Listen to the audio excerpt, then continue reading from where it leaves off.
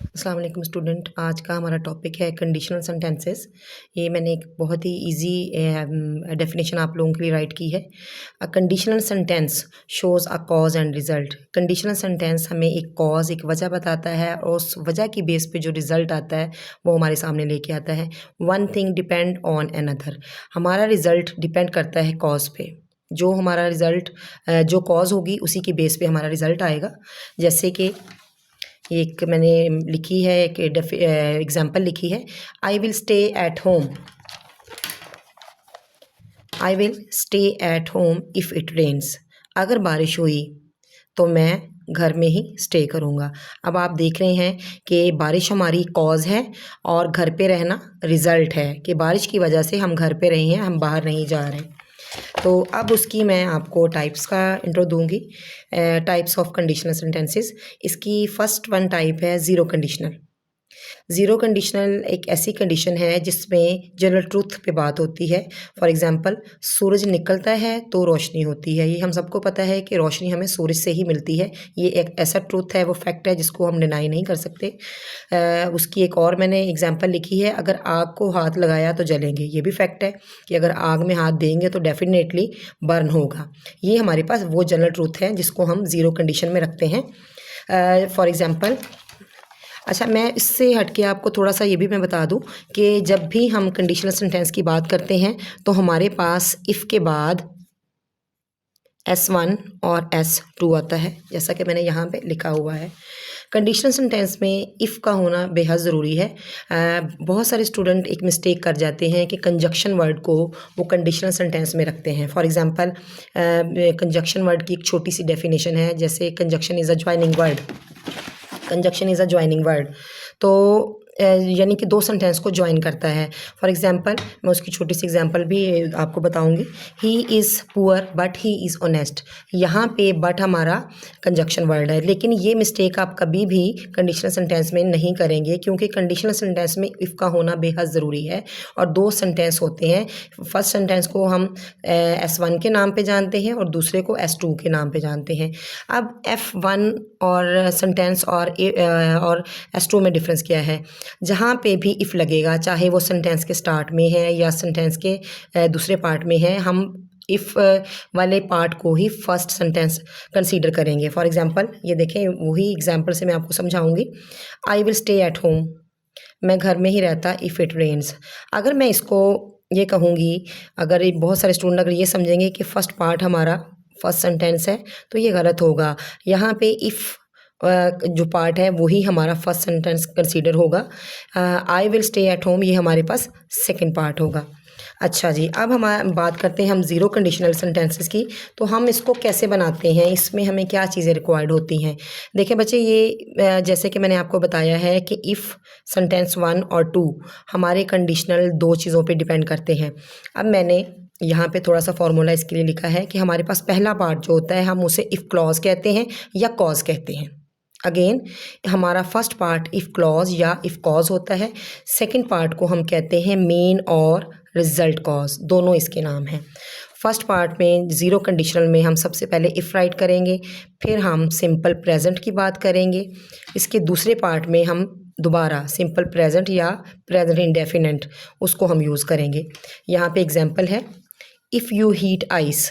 ये general truth भी है, जैसा कि मैंने आपको पहले बताया है कि ज़ीरो कंडीशनल में जनरल ट्रूथ होता है। If you heat ice it melts. अगर आप बर्फ़ को हीट देंगे तो वो मेल्ट होगी, फैक्ट है ये। इफ़ यू डोंट ईट, अगर आपने खाना ना खाया, यू फील हंग्री, ऑटोमेटिकली आपको भूख लगेगी। तो ये तमाम के तमाम हमारे पास ज़ीरो कंडीशनल ट्रूथ बेस होते हैं और इनमें हम इफ़ के बाद सिंपल प्रेजेंट फर्स्ट पार्ट में यूज़ करते हैं और सेकंड पार्ट में हम सिंपल प्रेजेंट दोबारा यूज़ करते हैं। पहले पार्ट को हम कहेंगे इफ़ क्लॉज और दूसरे को मीन या रिजल्ट क्लॉज कहेंगे। अब मैं बात करती हूँ फर्स्ट कंडीशनल की। ज़ीरो मैंने आपको बता दिया, फर्स्ट कंडीशनल पे आते हैं। जब भी हम फ्यूचर में किसी काम का जो मुमकिन सूरत हाल में हमारे सामने आ रहा है उसको गेस करते हैं और रिज़ल्ट भी हमारी कंडीशन की बेस पे होता है, यानी कोई भी काम फ्यूचर में हम करने वाले हैं और रिज़ल्ट जैसे ही हमारी कोई सिचुएशन बनेगी उसके अकॉर्डिंग क्लियर हो जाएगा, तो उसको हम फर्स्ट कंडीशनल सेंटेंस बोलेंगे। इफ़ इट रेन्स, फिर वही एग्जांपल आ रही है, if it rains I will stay at home, अगर बारिश हुई तो मैं घर पे स्टे करूँगा। देखें अब हमारे पास सिचुएशन यहाँ पे जो आ रही है वो बारिश है, ठीक है। ये हमारे फ्यूचर ये हमें बता रही है कि अगर बारिश हुई तो हमें घर पे रहना पड़ेगा। तो ये हमारे पास फ्यूचर में किसी भी बात को या मुमकिन सूरत हाल को अंदाज़ा लगाने के बाद ही सिचुएशन हमारे पास क्लियर होगी। इसके लिए जो फार्मूला होता है, जो सेंटेंस हम यूज़ करते हैं, सबसे पहले इफ़ क्लॉज आएगी, सिंपल प्रेजेंट जिस तरह हमने ज़ीरो कंडीशनल सेंटेंस में लगाया था, सिंपल प्रेजेंट आएगा। दूसरे पार्ट में सिंपल फ्यूचर आ जाएगा। देखें उसकी सेकेंड एग्जांपल है, if you study you will pass the exam, अगर आप पढ़ते हैं तो क्या होगा कि आप एग्ज़ाम को पास कर लेंगे। ये हमारे पास फ्यूचर की पॉसिबिलिटी है कि आप इम्तिहान पास कर लेंगे अगर आप स्टडी करेंगे। तो हमारे पास फर्स्ट कंडीशनल में हम फ्यूचर में कोई भी बात जो मुमकिन सूरत हाल होने वाली होती है उसको फर्स्ट कंडीशनल सेंटेंस में डिस्कस करते हैं। अब हम बात करते हैं सेकंड कंडीशनल सेंटेंसेस की, जिसमें फ़र्ज़ी बात होती है, ख़याली पुलाव, नामुकम्मल, नामुमकिन बात, शेख चिल्ली वाली बातें कि अगर ऐसा होता तो वैसा हो जाता, अगर मैं ऐसे करता तो उसका रिज़ल्ट क्या हो सकता था। तो उसकी एग्ज़ाम्पल मैंने यहाँ पे आपके लिए राइट की है, अगर मैं लॉटरी जीत जाता तो पूरी दुनिया दिखाता। देखिए अब लॉटरी जीतना पॉसिबल नहीं है या 100% पॉसिबल नहीं है, तो if I win the lottery I would travel around the world. अच्छा जी, हम इसको बनाएंगे कैसे, इसका फॉर्मूला हमारे पास क्या है। इफ़ सबसे पहले हमने इफ़ से स्टार्ट लेना है, सिंपल पास्ट होगा, वुड और फर्स्ट फॉर्म ऑफ वर्ब।